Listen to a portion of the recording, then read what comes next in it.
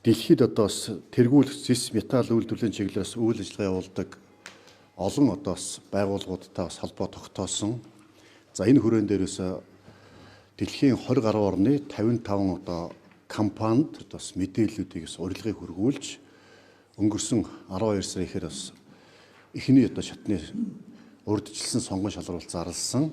Санхүүгийн чадвартай энэ компаниуд донд одоо бас урилга хөргүүлж оруулсан 55 компаниас 13 компани материалаа ирүүлж 7 улсын ирүүлснээс 4 компаниг одоо урьдчилсан шатны сонгон шалгаруулалтаас тэнцсэн тооцож одоо шалгаруулж зарлж байна.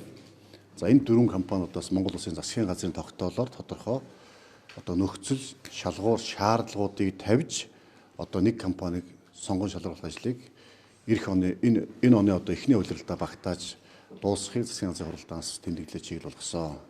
За бидний хувьд одоо хамгийн өндөр технологитой, хамгийн одоо ажлын туршлагатай, хамгийн сайн одоо стратегийн хөрөнгө оруулагчийг шалгаруулах ийм одоо бас бодлого баримталж ажиллаж байгаа.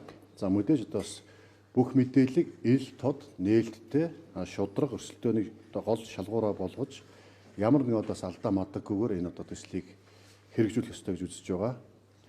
За энэ одоо зис боловсруулах энэ цогцлбор үйлдвэр баригдсанаар бол Монгол улсын одоо эрдэнтийн баяжуулах үйлдвэрс гарч байгаа зэсийн баяжмлуудыг одоо бүрэн боловсруулж жилдээ одоо 120 мянган тонн одоо цэвэр зис гаргах ийм одоо үйлдвэр ашиглалтанд орно гэж үзэж байгаа.